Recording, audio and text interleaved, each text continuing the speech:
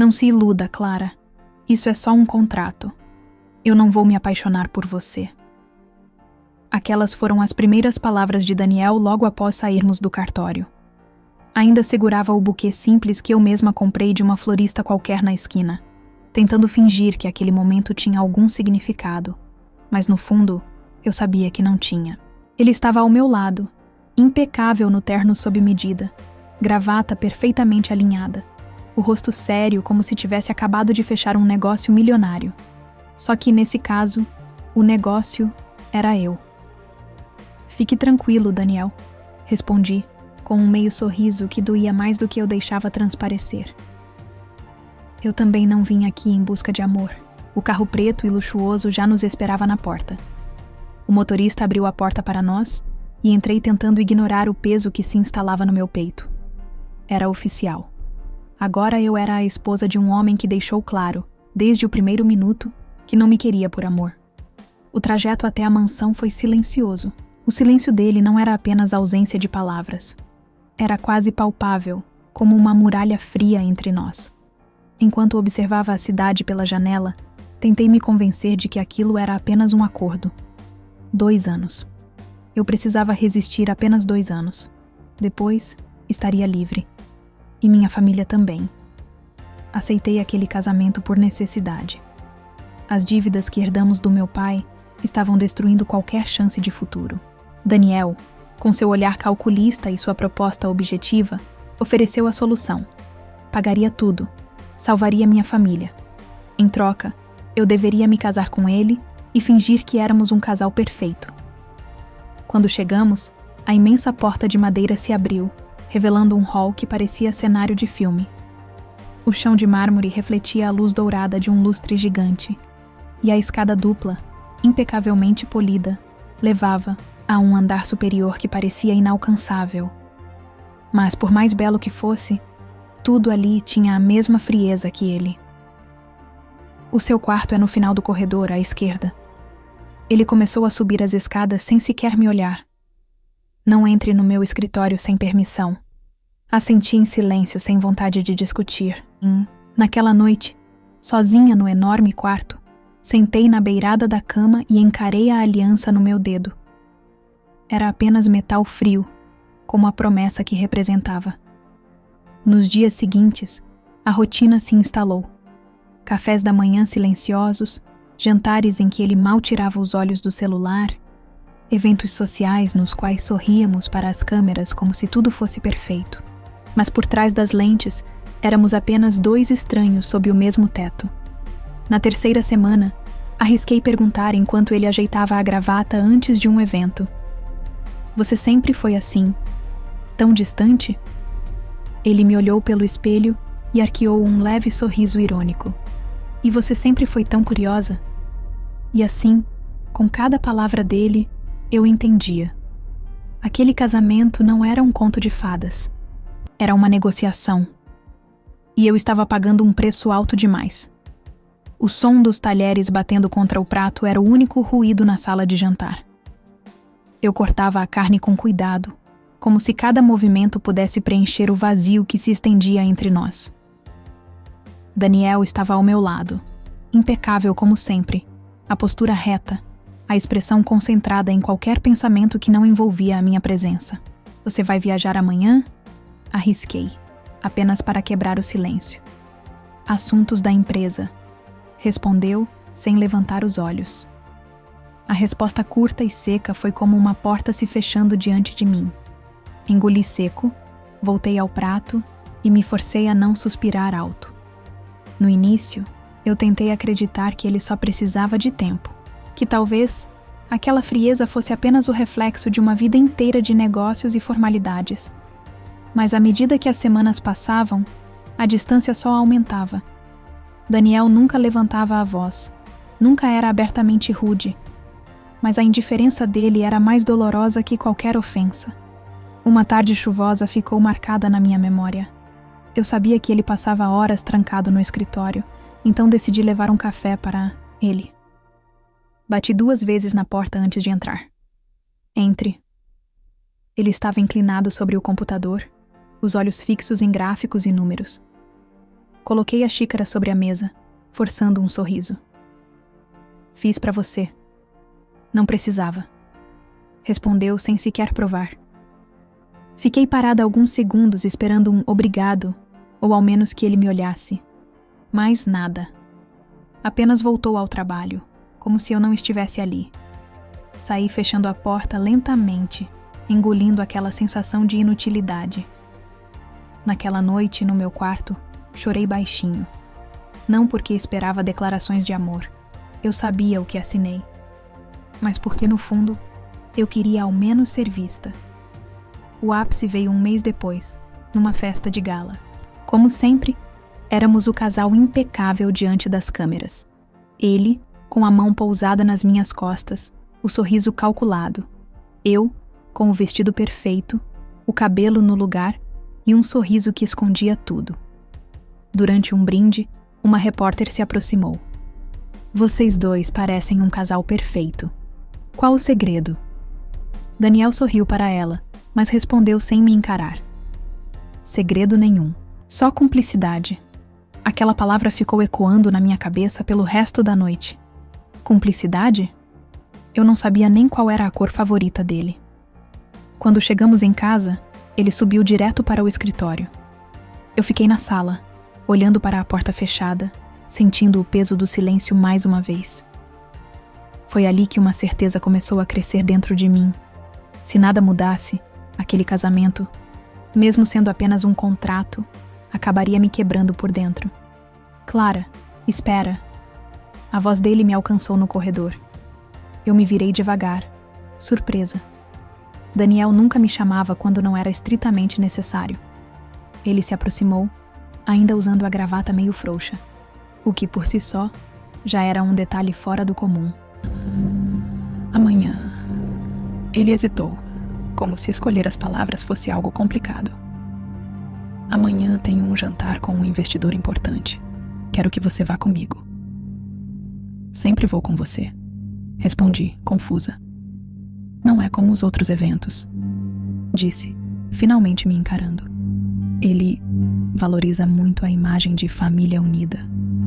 Por um momento achei que seria só mais um papel a interpretar. Mas havia algo no tom dele.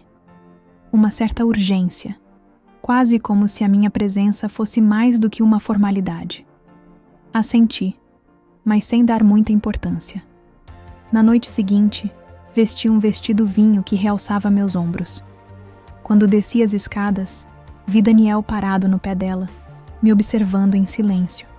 Seus olhos percorreram minha figura de forma lenta, e pela primeira vez, eu não soube interpretar o que ele estava pensando. No jantar, percebi a mudança. Ele não só manteve a mão nas minhas costas. Dessa vez, o toque tinha calor. Quando um dos convidados fez uma piada, Daniel se inclinou para sussurrar algo no meu ouvido.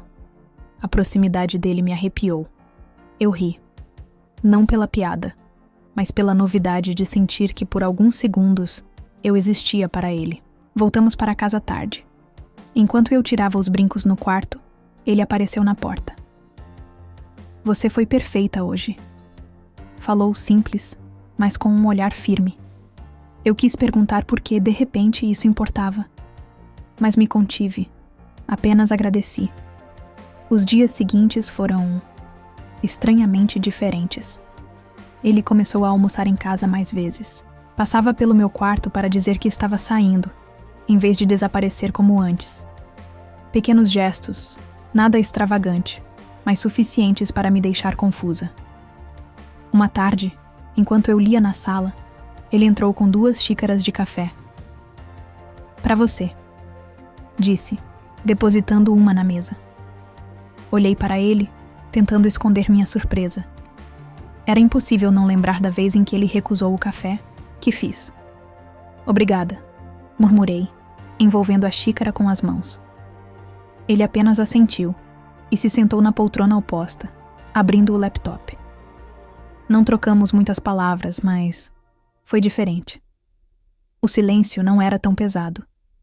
Não sei se aquilo era apenas uma estratégia para algo que ele queria, ou se uma parte do gelo estava começando a derreter.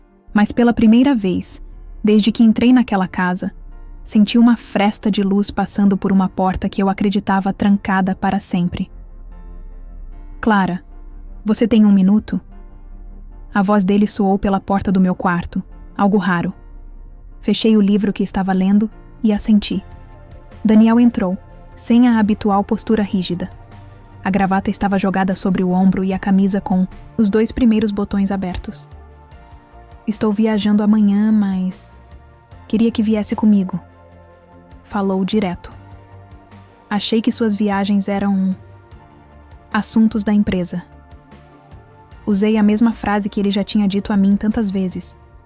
Ele sorriu de canto, mas não respondeu de imediato. Essa é diferente. É importante. No dia seguinte, no carro, percebi que a estrada nos levava para fora da cidade. O destino era um pequeno vilarejo costeiro, com ruas de paralelepípedos e cheiro de maresia no ar. Nada a ver com os hotéis luxuosos e salas de reuniões que eu imaginava. O que viemos fazer aqui? Perguntei. Visitar alguém. Foi tudo que ele disse. Paramos diante de uma casa simples, com um jardim mal cuidado. Uma senhora de cabelos grisalhos abriu a porta. Seus olhos se iluminaram ao ver Daniel. Meu Deus, você veio? Ela disse, abraçando-o com força. Fiquei parada, tentando entender. Daniel parecia outra pessoa ali, mais leve, quase humano. Ele me apresentou como sua esposa, e a mulher chamada Helena me recebeu com um sorriso caloroso. Durante o almoço, percebi que eles falavam como velhos conhecidos. Entre risos e lembranças, Helena mencionou um nome que nunca tinha ouvido antes: Ana. Ela teria adorado conhecer a Clara, disse Helena, olhando para mim com uma ternura que me deixou desconfortável. Daniel desviou o olhar e mexeu na comida. O silêncio repentino me fez sentir que havia entrado em um território proibido. No caminho de volta, tentei puxar assunto. Quem é Ana? Ninguém com quem você precise se preocupar. Respondeu rápido demais. Mas aquela resposta, seca e evasiva, só aumentou minha curiosidade. E mais do que isso, notei que o nome mexia com ele de um jeito que eu nunca tinha visto. Nos dias que seguiram, Daniel voltou a ser atencioso de forma sutil. Perguntava se eu já tinha almoçado, deixava o jornal na porta do meu quarto. E até apareceu na cozinha enquanto eu preparava chá. E então, uma noite, enquanto ele pensava que eu dormia, ouvi sua voz baixa vindo do escritório. Ele falava ao telefone. Não, ainda não consegui. Ela não sabe. Pausa. Eu não quero que ela descubra assim. Meu coração acelerou. Será que ele estava falando de mim? E de que não? Eu não sabia? Naquela hora, percebi que, se havia um motivo para a mudança dele, não era simples. E talvez tivesse mais a ver com um passado que ainda o assombrava do que com o presente que estávamos vivendo. Os dias após aquela viagem pareciam estranhamente diferentes. Daniel não se transformou de repente em um homem romântico ou atencioso, mas algo nele havia mudado. O olhar, antes frio e distante, agora às vezes se demorava um pouco mais sobre mim. Uma manhã, desci para o café e encontrei a mesa já posta. Ele estava sentado, folheando o jornal. Bom dia, disse, erguendo os olhos para mim. Demorei um segundo para responder, surpresa por ele ter se antecipado. Bom dia? Sentei-me desconfiada. Enquanto comíamos, percebi que ele tentava puxar conversa. Perguntou sobre meus livros, comentou sobre a chuva que caía lá fora, até fez uma observação sobre como eu sempre colocava 2 colheres de açúcar no café. Você reparou nisso? Perguntei, arqueando a sobrancelha. Eu reparo em mais coisas do que você imagina.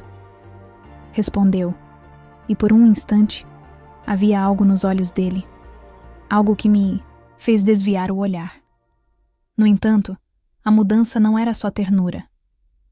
Eu sentia que havia algo crescendo no espaço entre nós, algo que ele parecia querer dizer, mas guardava para si. Certa tarde, o encontrei na biblioteca da casa. Ele estava folheando um álbum de fotos antigo. Ao me ver, fechou-o rapidamente, mas não antes que eu visse, por um breve instante, o rosto de uma jovem, sorridente. É ela? Perguntei sem pensar. Ele congelou por um segundo. Não é assunto seu, Clara. Disse com um tom mais áspero do que o habitual. Aquilo me feriu, mas também me deu uma certeza. A chave para entender Daniel estava no passado dele, e naquela mulher, Ana. Naquela noite, choveu forte. Eu estava na varanda, observando as gotas escorrendo pelo vidro, quando ele se aproximou. Sem dizer nada, colocou seu casaco sobre meus ombros. Vai pegar frio, murmurou. O gesto simples, vindo dele, foi como um passo além na muralha que sempre nos separara. Eu olhei para ele e vi cansaço, mas também vulnerabilidade. Daniel, comecei hesitante. Seja lá o que aconteceu, eu não estou aqui para julgar. Ele me fitou longamente, como se tentasse decidir se podia confiar em mim. Às vezes, Clara, quando você perde alguém, é mais fácil fingir que nada pode te tocar do que arriscar sentir de novo. A frase ficou ecoando na minha cabeça muito depois que ele saiu. Talvez fosse a confissão mais próxima que eu teria, por enquanto. Mas naquele momento, percebi algo perigoso.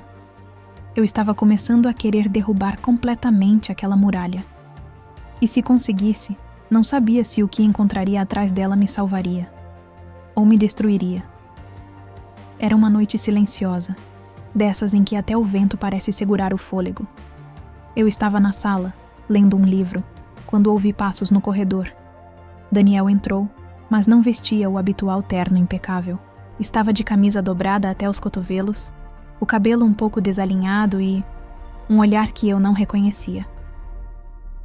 Precisamos conversar, disse, a voz grave, mas sem a frieza habitual.